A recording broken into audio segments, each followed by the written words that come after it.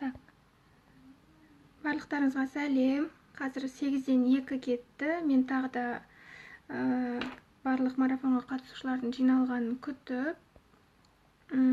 Так, 8-ден 6 минут кеткен кезде эфирді бастаймын, жақсы ма? Барлықтарыңыз материалды шығарып алдыңыздар ғой, иә? WhatsApp-тағы группадағы адамдарға ескертсеңіздер. Қазір біреуің шығып WhatsApp-тағы кісілерге ескертіңіздер.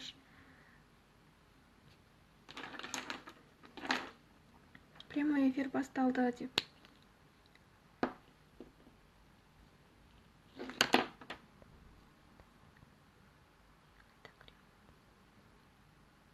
WhatsApp-қа кіріп, Сабинаға біреуіңіз айтып жүріңіздер.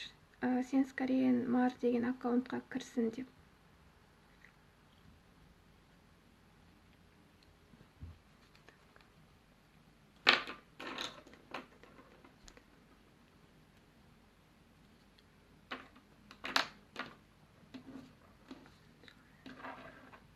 Рахмет. Барлықтарыңыз шығарып алдыңыздар ғой, материалдарды бүгін енді кішкене кешегі хангыльге қараған кезде өте қиындау тақырып болады. Өйткені бүгін мен тек жазуды ғана емес, обычно мен курста өткен кезде жазуды бір бөлек, оқуды бір бөлек қоятынмын. Бірақ та марафонға қысқа уақыт болғандықтан барынша аз уақытқа көп информацияны сыйдыруға тырыстым. Сондықтан да оқу және жазу бөлімін бір сабақтың ішіне сыйдырдым. Сондықтан кішкене қабылдау қиынға соғуы мүмкін, бірақ мен барынша оңайырақ қабылдауға оңай етіп түсіндіруге тырысамын. Жақсы ғой. Бірінші тура бүгінде кешегіндей жасаймыз. Бірінші жарты сағат кіріп, эфирді сақтап алып, сосын 5 минут үзілістен кейін қайтадан екінші бөлімін өтеміз. Бірінші бөлімде мен жазуды түсіндірем, бірақ жазуды толықтай емес, или жоқ толықтай түсіндірем деймін. Екінші бөлімде оқылуды түсіндіретін болам. Қазір уақытқа қарай көреміз.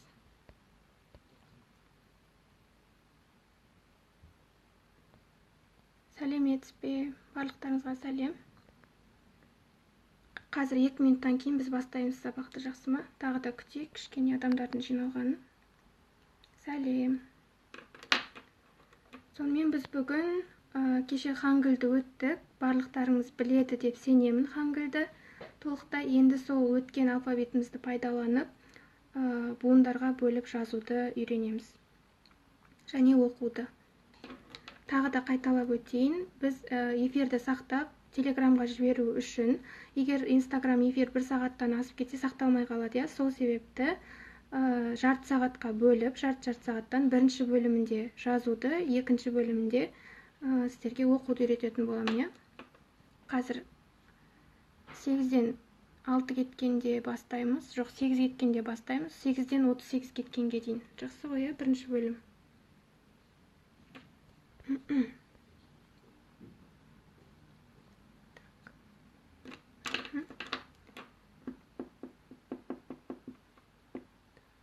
Алфавитті оқымағандарыңыз бар ма? Барлықтарыңыз білесіздер ғой. Әйтпесе алфавитті білмей, мына информацияны қабылдау мүмкін емес.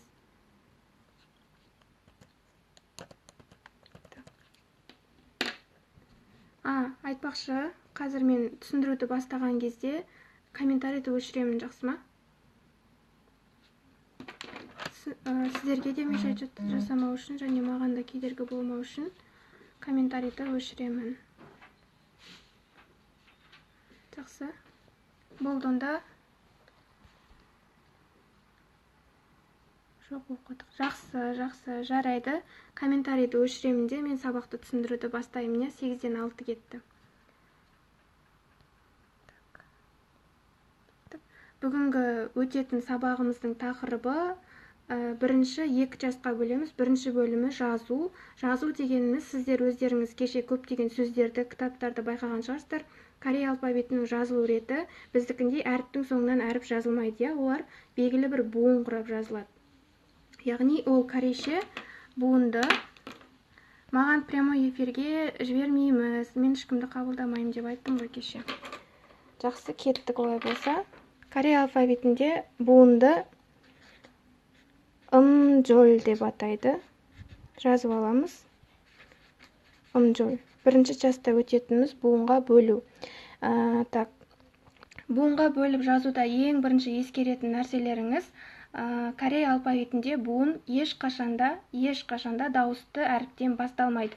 Мысалға, қазақ сөзінде айдана деген сөзді алайық, а әріпі жеке өзі бір алдына буын болып тұра бере алады қазақтарда, қазақ тілінде. Бірақ корей тілінде мысалға дәл сол айдана сөзін жазу үшін жаңағы а әріпінің алдына, егер ол дауысты әріптен басталған болса, оның алдына оқылмайтын, кеше айттым, дөңгелек иң әріпі жалғанады. Яғни ескеретініміз, ешқашанда кәріс алфавитінде буын дауысты әріптен басталмайды. Всегда дауыссыз әріптен басталады. Екінші ескеретін жағдайымыз, кәріс буындары екі әріптен бастап 4 әріпке дейін болады. Бір буында, міне, буын дегеніміз ымжол дедім, енді буын екі әріптен бастап 4 әріпке дейін әріп болады. Бір буынның ішінде 2-ден 4-ке дейін әріп болады. Мысалға, екі әріпті болатын болса, на деген, мысалға келтіруге болады. Меннің бейресми түрі, 3 әріпті болса, яғни бір буында екі әріптен бастап 4 әріпке дейін болады дедім, Мысалға, 3 әріпті буын тон, ақша. 4 әріпті болса, мысалға, илкта деген етістіктегі мынау бірінші буыны 4 әріпті, 1, 2, 3, 4. Яғни оқу етістігінің бірінші буыны 4 әріптір. Яғни бір буында екі әріптен бастап 4 әріпке дейін әріп болады екен. Енді қазір мен сіздерге түсіндіру үшін мынадай нәрсені алдым. Бізде қазақ тілінде дауыссыз дегенде, дауысты дегенде екеуі де дымен басталады ғой. Сондықтан екеуін ажырату үшін дауыссызға ағылшынның консонант деген сөзі бар ғой, дауыссыз деген. Дауыстыға ағылшынның vowel, яғни в деген әріпін алдым. Яғни сыны көрсеңіз, ол дауыссыз деген сөз. В-ны көрсеңіз, ол дауысты деген сөз, Соны ескеріп алдымен жаттап алайық. Ең бірінші ережеміз не болды? Корей алпы әрқашанда дауыссыз әріптен басталады екен. Мысалға, на сөзінде н деген дауыссыздан басталып тұр. Тон сөзінде т деген дауыссыздан басталып тұр. Илкта дегенде негізгі әріп и, бірақ ол дауыстыдан басталып тұрғандықтан алдына оқылмайтын иң жалғанып тұр. Яғни иң бұл дауыссыз әріп. Әрқашанда дауыстан басталады, бірінші ереже. Екінші ереже, корей тіліндегі буындар екі әріптен бастап 4 әріпке дейін ғана. 5 әріпті буын ешқашанда болмайды. Бұл екінші ереже. Үшінші, біз кез келген сөзді буынға бөліп жазуымыз керек қой, Енді біз буынға бөліп жазбас бұрын алдыменен сөзіміздегі кездесетін дауысты әріпке акцент қоямыз. Яғни, мысалға, жаңағы Астана деген сөзді алайық, Сол Астана сөзіндегі қанша буыннан? А-с-та-на. 4 буыннан тұрады, корейше жазатын болсақ. Сол жердегі бірінші буындағы а әріпі қандай әріп екен? Кеше әріптерді екіге бөлдік қой. Жататындар, яғни әріпінен жасалғандар, және тұратындар, и әріпінен жасалғандар дедік. Енді қараңыз, буынға бөліп жазар кезде, сол біздің буынның құрамындағы дауысты әріп, жататын әріп пе, тұратын әріп пе, соны анықтап аламыз. Егер ол жататын әріп болса, ол дауыссыз әріптің астына жазылады. Егер ол тұратын әріп болса, дауыссыз әріптің оң жағынан жазылады. Бірінші тұратын әріптерге тоқталайық, Кеттік. Тұратын әріптер. Кеше біз тұратын әріптеріміз қандай еді? А-дан басталады, И-дан басталады, И, А, О, Йо, Я. Және бірнеше дифтонгтарымыз бар, тұратын. Мысалға, Е, Е, және Е. Бұл біздің мынаның барлығы бұлай вертикальды сызықтардан жасалғандықтан бұларды біз тұратындар дейміз. Енді тұратын әріптерден жасалғанда, тұратын әріптер дауыссыздың қай жағынан келеді дедім? Оң жағынан келеді. Яғни бұлай айттым, С дегеніміз дауыссыз, В дегеніміз дауысты. Енді бұлай жасаймыз. Ең бірінші буында міндетті түрде дауыссыз әріп келеді дедім. мысалға с дауыссыз әріп. Осы тұратын әріптерден буын құраудың бірінші жолы дауыссыз әріп келеді. Оның тұратын әріптер дауыссыз әріптің оң жағынан келеді. Оң жағынан. Бұл буын құраудың бірінші жолы. Мынау егер екі әріпті болса, айттым ғой жаңа, екі әріптіден бастап 4 әріпке дейін бар деп. Екі әріпті буын болса. Екінші жолы бірінші міндетті түрде дауыссыз әріп келеді. Дауыссыз әріптің тұратын әріптер оң жағынан келеді дедім. Яғни дауысты әріп оң жағынан және екеуінің астынан, мынандай ортасына дауыссыз әріп келеді. Бұл бізде буынымыз 3 әріпті болған жағдайда. Яғни 2 тәсіл болды, я. Енді дәл осы тұратын әріптерден буын жасаудың үшінші жолы, ол егер 4 әріпті болған жағдайда бұлай болады. Ең бірінші міндетті түрде дауыссыз әріп келеді. Дауыссыз әріптің оң жағынан дауысты әріп келеді. Оның астынан дауыссыз және дауыссыз. Яғни 4 әріпті болған жағдайда, мысалға жаңағы илкта сөзі, я. Осы жердегі бірінші буынға қарайтын болсақ, бірінші міне с, яғни дауыссыз иң әріпті келіп тұр. Екінші в, яғни дауысты и әріпі келіп тұр. Үшінші с, яғни дауыссыз риел әріпі келіп тұр. Мына жерде тоже с, яғни дауыссыз к әріпі келіп тұр деген сөз. Мысалға мынаған мысалдар келтіріп көрейік. Корейше на деген мен дедім ғой, я. Дәл осы на сөзі мына жерге келеді. Яғни н деген дауыссыз әріп, а деген тұратын дауысты әріп, сондықтан дауыссыздың қай жағынан келеді? Оң жағынан келеді. На. Дәл сол секілді, мысалға, осы наның сыпайы түрі бар. Мынау мен деген сөз ғой. Осының сыпайы түрі ресми тілде қолданылатыны чо. Ч дауыссыз әріпі, яғни с-ның орнына ч қойдық, я. В-ның орнына дауысты қою керекпіз. Ол тұратын болғандықтан қай жағынан келеді? Оң жағынан. Чо. Бұл да мен деген сөз, бірақ бұл ресми түрі. Келесі, бірінші үлгісі осылай. Яғни тұратын әріптерден буын жасаудың 3 жолы бар екен, я. Бірінші дауыссыз келеді, дауыссыздың оң жағынан мына әріптердің біреуі келеді. Дауыссыз келеді, дауыссыздың оң жағынан мына әріптердің біреуі келеді, және астынан дауыссыз келеді. Осыған мысалдар келтіріп көрейік. Мысалға, с дауыссыз әріпі, а дауысты әріпі, және с-ның орнына тағы дауыссыз келу керек, я. Сан. Сан деген бізде тау деген сөз. Тау. Тау деген сөзі. Тағы да, мысалға, кеше сіздер елдердің аттарын жаттадыңыздар. Соның ішінде Канада деген сөз болды, я. Канада. Соны жазып көрейік. Мінекей. Бұл Канада сөзі мына тәсілге келеді. Мысалға, к, ке, естеріңізде болса, кеше осы сөз жазғамыз, я. Кенада. Енді осы сөзге қанша буыннан тұр? 1 буын, 2 буын, 3 буыннан тұр. 3 буыны да на тәсіл арқылы жасалып тұр. Өйткені к с-ның орнында тұр, в-ның орнында е дауыстысы тұр. Ке. Тағы да на да н с-ның орнында тұр, в-ның орнында а. Кена. д с-ның орнында және қызылдың орнына а әріпі. Кенада. Келесі, мысалға, мына тәсілге тағы да мысал келтіретін болсақ, үй деген сөз бар, я. Корейше үй деген сөз бар. Үй деген сөздің бейресми түрі чип. Ч, с-ның орнына қойдық. Енді в-ның орнына дауысты қоямыз.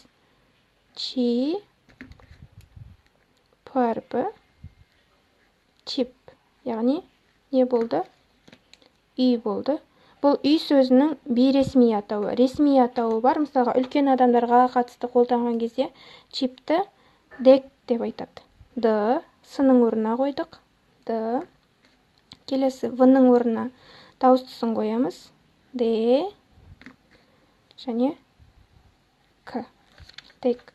Бұл да үй деген сөз, бірақ бұл ресми түрі. Мысалға, нау бар ғой, на деген бейресми түрі. Бұл өзіңізден кішілерге, өзіңіздермен жастыларға, достарыңызға қолданасыз. Чо дегенді өзіңізден үлкендерге, ата-аналарыңызға қолдансаңыз, мынау да дәл солай. Өзіңізге қатысты, өзіңізден кішілерге қолданған кезде чипті айтасыз да, дек дегенді үлкен адамның үйі, ата-анаңыздың үйі, пумоним дек, яғни ата-анамның үйі. Бұл мынаның осындай екеуі бір сөз, бірақ бейресми спай стиль бар ғой корейшеде. Сондай. Енді үшінші тәсілге, яғни 4 әріптен тұратын, бірақ тұратын әріптерден жасалғандарға мысал келтірейік. Оған бірінші сының орнына дауыссыз қою керекпіз, иә. Корейшеде отыру деген антта деген етістік бар. Ол былай. Антта. Осы жердегі бірінші буынға назар аударатын болсақ, тура мына әдіс арқылы жасалған. Яғни, сының орнына дауыссыз оқылмайтын ыйың әрпі келген. Мына жерде оқылмайды ол.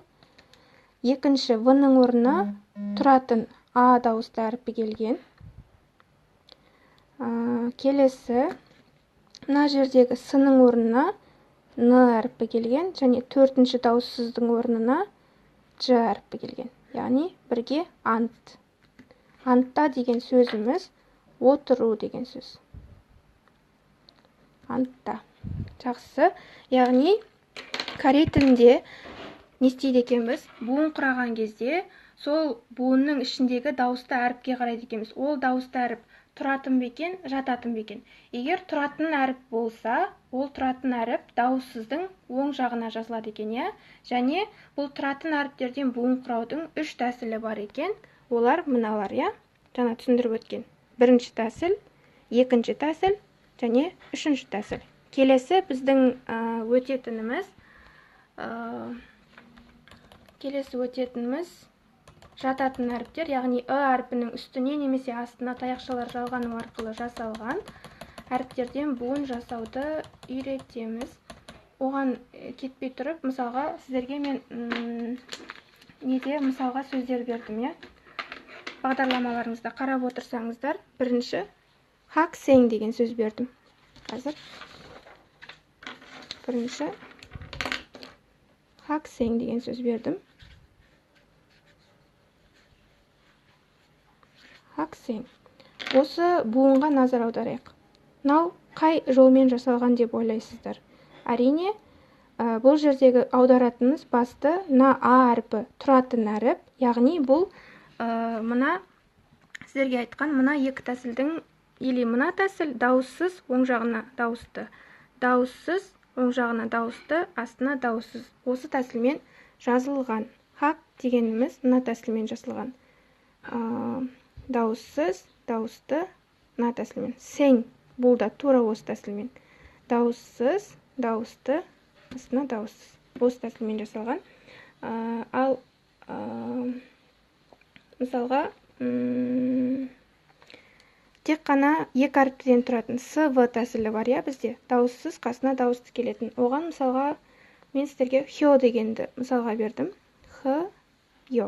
Бұл тіл деген сөз. Тіл адамның дене мүшесі. Мүше.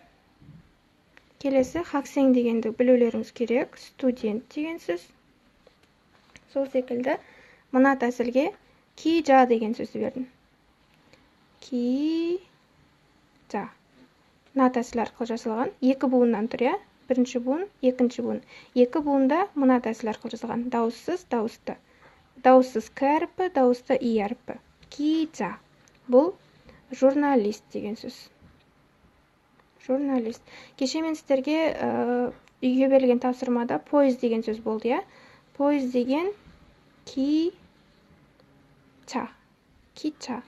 Бұған да қарап отырсақ, бір буын, екі буын, және екі буынымызда мына тәсіл арқылы жасалған екен. Сонымен, осымен бітті. Тұратын әріптер арқылы буын жасау. Келесі, бізде әрпінен, яғни жататын әріптерімізді еске түсіріп алайық.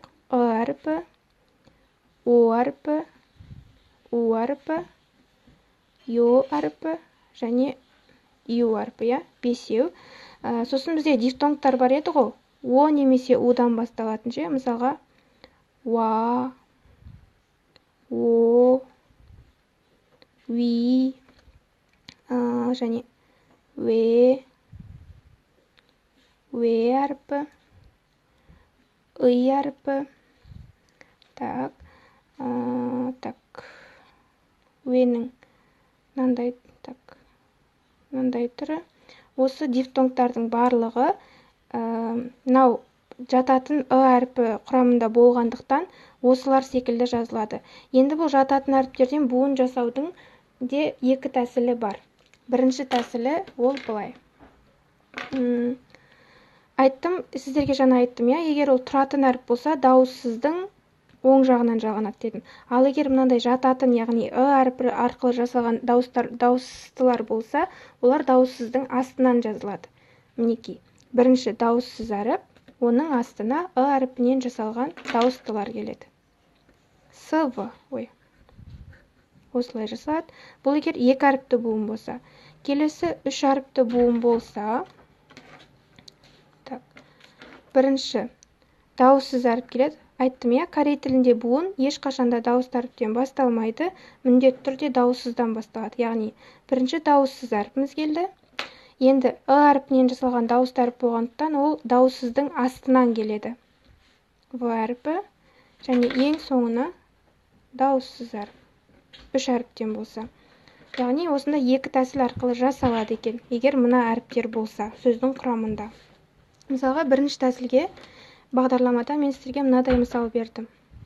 Дауыссыз с-ның орнына м әріпі, в-ның орнына у әріпі. Му дегеніміз редка бар ғой. Редка қазақша шалғын ба, сондай. Му редка.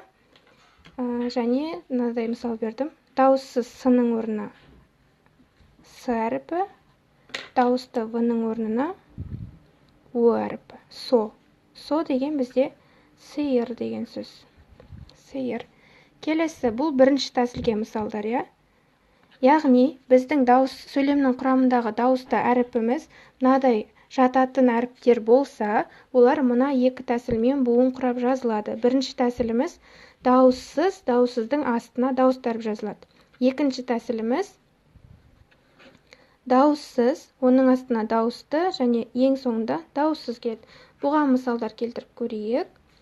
Мысалға, ақша деген сөз, с-ның орнына т әріпі, в-ның орнына дауысты о әріпі және с-ның орнына тон. Ақша. Дәл секілді тура осыға мысал келтіріп көрейік. Аю деген бар. Мен ком семари деген өлең салып едім ғой. Яғни аю дегеніміз ком. С-ның орнына дауыссыз к әріпі, в-ның орнына дауысты әріп қоямыз мыналардың біреуін. О, ко және ма. Ком. Бұл дегеніміз аю деген сөз. Аю. Дәл осы сөзге тағы да бір мысал келтіріп кетейін, толықтай түсінікті болу үшін. Кәрісше доп деген сөзді алайық мысалға. С-ның орнына к-ні қоямыз, в-ның орнына дауысты о әріпін қоямыз, және с-ның орнына тағы бір дауыссыз қою керек, ың. Жаңа айтқанымдай, мынау ыйың әріпі буынның соңында келсе, ол ың болып, қазақша ың болып оқылады. Егер сөздің басында келсе, мысалға астана, а, с, та, на. Мына жерге қарап отырсаңыз, мына жерде бұл оқылмайды. Адан бастап оқимыз. Яғни, а буынның басында кеп тұрса оқылмайды, мынау секілді буынның соңында кеп тұрса оқылады, ың болып. Сондықтан, мынау коң, доп деген сөз. Доп деген сөз. Ал егер біздің әріптеріміз мынадай дифтонг болса, бұлар қарап тұрғаныңыздай жататын о, жататын у, жататын о әріптері арқылы жасалғандықтан, тура мына екі тәсіл арқылы жасалады. Яғни дауыссыздың астына жазылады екен, Мысалға, мына әріптен ый әріпі, ый әріпінен сөз буын жазып көрейік. Ый, са деген сөз бар. Дәрігер. Осы ыйса дәрігер сөзіндегі бірінші буынға қарасаңыздар, ый дифтонгынан жасалған, иә? Оның алдына мынау дауыссыз. Яғни дауыссыз жазылады, оның астына чуть-чуть былай жағарлай жетіп, дифтонгтарымыз дауыссыздың астылар жазылады екен. Тура мына тәсіл. С-ның орнында ыйың дауыссызы тұр, в-ның орнында ый дифтонгы тұр. Келесі, мысалға, уа әрпінен бар, уа әрпі кездесетін сөз жазып көрейік. Мысалға, корейше куаил. Кеше бұл сөзді айттым, я? Куаил. Куаил бізде жеміс деген сөз. Жеміс деген сөз. Осы жердегі бірінші буынға назар аударатын болсақ, уа дифтонгы қалайда тұр? К, мына жердегі с-ның орнында к дауыссызы тұр, в-ның орнында уа дифтонгы тұр. Яғни, қайта келеткен дауыссыздың астынан тура мынау жататын әріптер секілді мына екі тәсілдің бірімен жасалады екен. Ал егер біздің мына дифтонгтар бар ғой, төрт бар еді ғой. Және мынау, иә? Бұлар қалай? Горизонтальды ма, вертикальды ма? Бұлар вертикальды, тұратындар, иә? Сондықтан бұлар бағанаға айтқан екі тәсіл бар ғой. Мына тәсілмен жасалады. Мына тәсілмен. СВ, СВС осы тәсілмен жасалады. Ал егер мына дифтонгтар болса, мыналар, бұлардың құрамында жататын әріптер болғандықтан, бұлар мына екі тәсіл арқылы жасалады. Олай болса, біз сіздермен не орындап көрейік? Тапсырмаға орындап көрейік. Мен сіздерге бұлай көрсетіп отырамын, бірақ сіздер өздеріңізге толықтай көру үшін сіздерге жіберілген материал бар ғой, шарып ал деген болатын, иә? Соған қарап және мені тыңдап отырсаңыздар болады. Мысалға, сол шығарып алған материалдарыңызға бірден қасына переводын, мына жерге переводын жазып отырыңыздар. Мынаны бастырасыздар, мына жерге переводын жазасыздар. Мысалға қараймыз. На-му деген сөз. Бұл жердегі дауысты әріп а әріпі, иә? А дегеніміз вертикальды әріп, сондықтан н әріпінің қай жағынан, оң жағынан келіп тұр. Келесі екінші буын му деген буын. Бұл жердегі у әріпі, иә? У әріпі қандай? Бұлай горизонтальды әріп, сондықтан дауыссыздың астынан келеді. Қорытындылап айтатын болсақ, біз буын құраған кезде дауыстының вертикальды ма, горизонтальды ма екеніне қараймыз. Егер ол вертикальды болса, дауыссыздың оң жағынан келеді. Оң жағынан. Ал егер ол мынандай горизонтальды болса, горизонтальды дауыссыздың астынан келеді екен. Мысалға, біз былай істеп көрейікші, осы ережеге бағынбай жазып көрейікші. Мысалға, к деген әріп, иә? Және горизонтальды ымыз бар. Корей тілінің ережесі бойынша ол воображаемый мынандай неге кестеге квадратқа сыю керек. Егер мынаны ы-ны ереже бойынша астына жазбай, оң жағына жазып көрейікші, сонда бізде буын шыға ма? Шықпай қалады, иә? Сондықтан міндетті түрде горизонтальды болса астына жазамыз. Енді тағы да ережеге к әріпі мен и вертикальды әріпін алып көрейік, иә? Бұл ереже бойынша к-нің оң жағына жазылу керек. Біз оң жағына жазбай астына жазып көрейікші, буын шыға ма екен? Бүйтсек буын шыға ма? Мынандай буын шыға ма? Шықпай қалады, иә? Мынаған сыймай қалады. Сондықтан ережеге міндетті түрде бағынып, горизонтальды болса дауыссыздың оң жағына жазамыз. Кеттік. Олай болса шығарып алған материалдарыңызға бірден мен сіздерге қазір мына сөздердің переводтарын айтам, жазып отырыңыздар. Бірінші наму. Наму дегеніміз ағаш. Ағаш. Келесі куду. Куду дегеніміз туфли. Туфли. Аяқ киім деген бөлек сөз бар, шинбал деген, бірақ куду дегеніміз кәдімгі ерлердің, қыздардың киетін туфлилері бар ғой, сол туфли. Келесі пажи. Пажи дегеніміз шалбар. Шалбар. Пажи, шалбар. Бұл сөздерді қазір переводын жазып алып, жаттап аласыздар, жақсы ма? Пажи, шалбар. Келесі хосу. Хосу. Хосу дегеніміз бізде көл деген сөз. Мысалға балқаш көлі деген секілді, иә? Хосу. Келесі качи. Качи. Качи дегеніміз бізде көгершін. Качи, көгершін. Жазып үлгеріп жатсыздар ғой, переводын. Качи, көгершін. шығарып алмағандарыңыз мына сөзді бірден дәптерге жазып, қасына переводын жазып алып отырыңыздар. Кейін шығарғанда жазып аласыздар. Келесі ко дегеніміз мынау, иә, ко дегеніміз бізде мұрын деген сөз. Адамның дене мүшесі ко. Келесі подо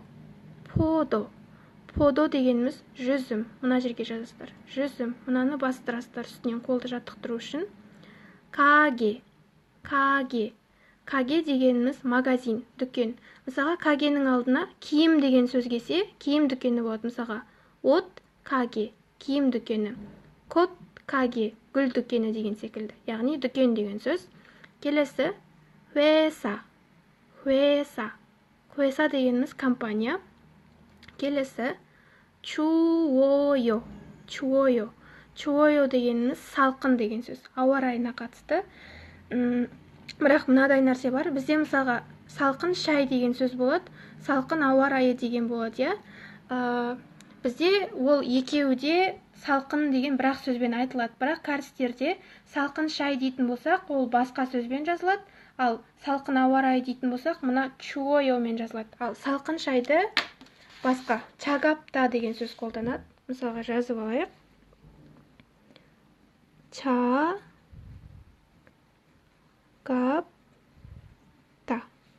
Мынау салқын. Бірақ бұл белгілі бір сусындарға қатысты. Мысалға шай болуы мүмкін, кофе болуы мүмкін, иә. Яғни салқын десеңіз, осыны қолданасыз. Ал ауа райы салқын болса, чуойо. Яғни қазақ тілден өзгеше. Сол секілді ыстық сөзде сондай. Оны кейін үйретем. Келесі падо дегеніміз толқын. Пада деген сөз бар, иә, теңіз деген. Ал падо толқын. Келесі тари дегеніміз аяқ деген сөз. Және де бұл амоним сөз, екі түрлі мағынасы бар. Аяқ және де көпір деген мағынаны білдіреді. Келесі пе сөзінің үш мағынасы бар. Пе, бұл дегеніміз алмұрт, іш және қайық деген сөзді білдіреді. Төджи дегеніміз бізде переводын жазып үлгеріп жатырмыз ғой, иә. Төджи дегеніміз бізде шошқа. Келесі tokki дегеніміз қоян. Сыги де амоним сөз, жазу деген мағынаны білдіреді, яғни писать, және кию деген мағынаны білдіреді. Бірақ кию, мысалға бас киім кию, бүкіл киімді кию дегенді сыги деп айтпайды, тек бас киім киюді сыги деп қолданады. Жақсы ғой, иә? Яғни бас киім кию және жазу деген мағынаны білдіреді. Кейбір кезде қолдану деген мағынаны да білдіреді. Келесі уппё. Бұл почтаға барған кезде сіздің неңізге жіберетін затыңызға бетіп жабыстыратын нәрселер бар ғой, почтадағы маркалар ма? Яғни почта маркасы, уппё деген. Келесі карта. Келесі ыйса. Бұл жүріп жатталып қалған шығар, бірнеше рет кездесті, дәрігер деген сөз. Ыйса. Келесі куажа дегеніміз тәттілер. Мысалға печеньелер, әртүрлі сондай бір тәттілерді куажа дейміз. Келесі күй. Бұны да білу керексіздер. Кесе айттым, құлақ деген сөз. Құлақ адамның дене мүшесі. Келесі шиге дегеніміз сағат. Бірақ сіздер ойлауыңыз мүмкін, сағат деген шиган ғой деп. Бірақ бұл сағат неше болды, қанша уақыт қалды деген кезде шиганды айтады да. Шиге дегеніміз қолға тағатын сағат, немесе іліп қоятын сағат бар ғой, сол сағатты шиге деп айтады. Келесі кеми дегеніміз бізде құмырсқа. Соңғы сөздеріміз қалды. Сагуа дегеніміз бізде алма. Пада дегеніміз теңіз, пада. Және норе дегеніміз ән, өлең. Так, тапсырма 3-ті мен сіздерге үйге беремін. Мынаны өздеріңіз шығарып алып, мысалға к әріпі, қасында а әріпі, к деген буын шықты, иә. К әріпі, я әріпі, кя. Және тура кешегідей, тек қана к, кя деп жаза бермей, әр әріпті жазған сайын оны дыбыстап жазып отырасыздар. К, кя, ко, кё, ко, кё, ку, кю деп, жақсы ма? Дыбыстап отырып, мынаны толтырып шығасыздар. Буын жасауды. Яғни, егер мынандай а секілді вертикальды, ё секілді вертикальды әріп болса, дауыссыздың қай жағынан келеді екен? Оң жағынан келеді екен. Ал егер мынандай о, ю, у әріптері болса, дауыссыздың қай жағынан келіп тұр? Астынан келіп тұр. Және мен сіздерге тағы да мынандай бір ереже, мынау к әріпі бар, иә? К әріпі. Осы к әріпі мынау вертикальды және горизонтальды әріппен келген кезде әртүрлі жазылады. Мысалға, мына жерге қарап отырсаңыз, а әрпімен келгенде кішкене былай қарай қисайып кеткен, иә? Ал о әрпімен келгенде тік жазылған. Яғни сіздер де солай істейсіздер. Яғни вертикальды әріппен келсе, былай кішкене солға қарай қисайып жазылады екен. Ки, мысалға, ка, кё, жақсы ғой.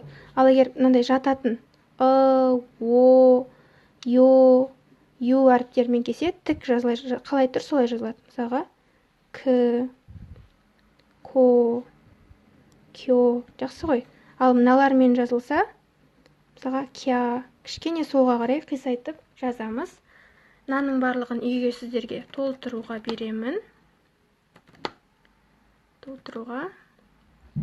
Так. Енді сөздік. Қазір уақытымызға қарап қойық. 38 болыпты. Қазір тағы 5 минуттан кейін мен тоқтатып, эфирді сақтап аламын да, қайтадан кіріп, уже нені түсіндіретін болам? Оқылу ережелерін түсіндіретін болам. Жақсы ғой. Қазір мына сөздікке қарап алайық. Тағы да сіздердің жаттайтын сөздеріңіз. Барлығы көрініп тұрған шығар, бірақ сонда да бір-бір атап өтіп кетейік, иә? Ойы дегеніміз огурцы. Ойы, огурцы. Ою дегеніміз сүт. Моджа дегеніміз бас киім. Тек қана кепка емес, кез келген бас киім. Тіпті капюшонға дейін, мысалға, куртканың капюшоны барлығы моджа деп айтылады. Келесі паджи жаңа айтылды, иә? Шалбар. Чима, юбка.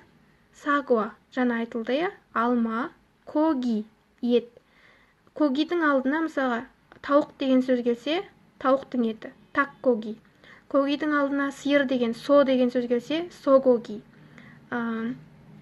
Сиырдың еті болады. Мысалға, төйжи дегеніміз шошқа, иә? Осы төйжиді апарып когидің алдына қойып қойсақ, шошқа еті болады, яғни төйжи, коги. Жылқы дегеніміз маль, иә? Мальды когидің алдына апарып қойсақ, жылқы еті, маль коги болады. Келесі, шиге жаңа айтылды, иә? Сағат. Не қолға тағатын сағат, не ілетін сағат. Хюджи. Хюджи дегеніміз мынандай бумага, туалетный бумага, немесе салфетка. Төйжи шошқа. Ыйжа орындық. Подо жүзім. Пицца пицца. Кича поезд. Және токки дегеніміз қоян екен. Сонымен біздің жазылу ережеміз осымен аяқталды. Қазір өшіріп эфирді сақтап, 40 минуттай отырдық, иә? Келесі бөлімде сақтап 5 минут үзілістен кейін бірден кіреміз, жақсы ма? Ешқайда кетіп қалмай күтіп отырыңыздар. Қазір мен бірінші комментарийді қосайын.